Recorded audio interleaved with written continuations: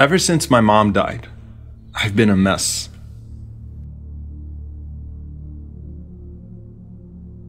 My emotional disarray has translated into much of my life becoming a pile of junk. I need to get married. I need a woman who can reorganize my life, cook for me, clean for me, and take care of me. I mean, look at me. I'm pitiful. But how am I supposed to clean up after myself when I've already got so much on my plate?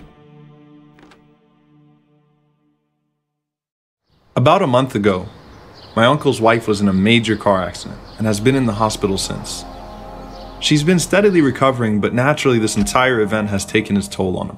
I would make it a point to visit him frequently, knowing how lonely and down he was. Somehow, we managed to get on the topic of marriage. I told him I really needed a wife, and that my life was a mess. He smiled and said, "I thought your generation was an enlightened one. A wife is not a maid, and you need to understand marriage before you get married."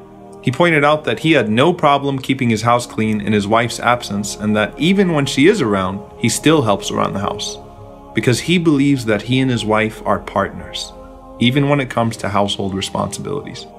He reminded me of the Prophet, peace be upon him, saying, "The best of you are those who are best to their wives." No man in history was as busy as the Prophet, peace be upon him, or as important to the world as he was. But that didn't stop him from constantly being in the service of his own household. Aisha radiallahu anha says that the Prophet, peace be upon him, used to repair his own shoes and mend his own clothes without complaints. And with all that, he never deprived his family of that infectious smile he was so famous for. Men are from Mecca and women are from Medina, but in the end, we're all from Allah. And though at times it seems impossible to understand one another, Allah created us in our own unique ways to complete one another. And that's not just in regards to marriage. That's a rule of life. Be it a mother with her son, a wife with her husband, a daughter with her father, a sister with her brother, there's something special about the bond between men and women.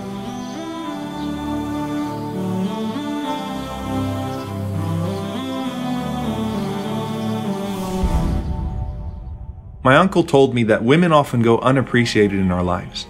And part of that lack of appreciation is that we belittle what they're capable of and reduce them to maids. That's why the Prophet, peace be upon him, taught us that though we may never repay them, we should at least recognize their efforts and be grateful. Not only that, but we should honor them and hold them in the highest regard. You know, your mother didn't just clean after you. She made you the person you are today. She didn't just change your diaper. She built your character. Through sleepless nights and constant worrying and prayers, she proudly watched you grow.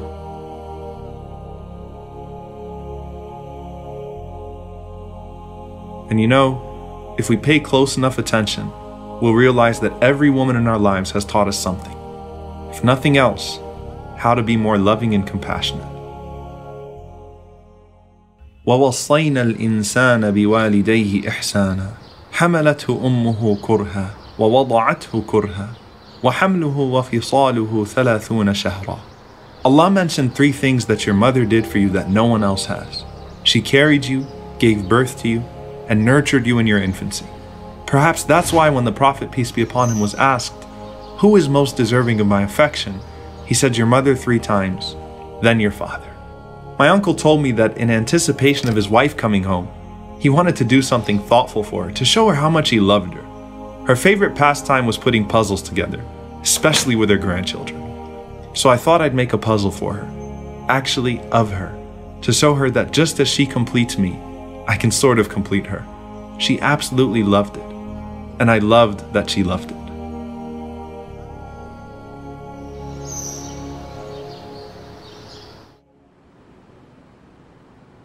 My neighbor once asked me, "Aren't you Muslims exaggerating just a little bit when you claim that Muhammad emancipated women? Just because he spoke out against killing your daughters and beating your wives? I mean, aren't those things understood? Do you really need a prophet or a holy book to get that?"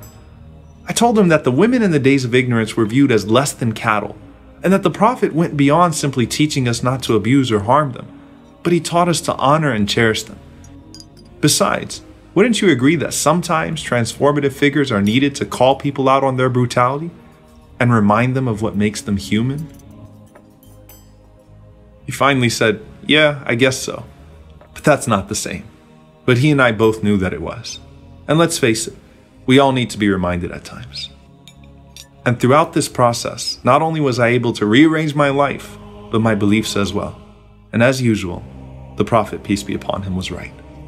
Rasulullah, how amazing must you have been that when you said the best amongst you are those who are best to their wives, our mother Aisha responded, and you are the best of them. Not only were you the greatest prophet, leader, and teacher, you were the greatest son, husband, and father to ever live.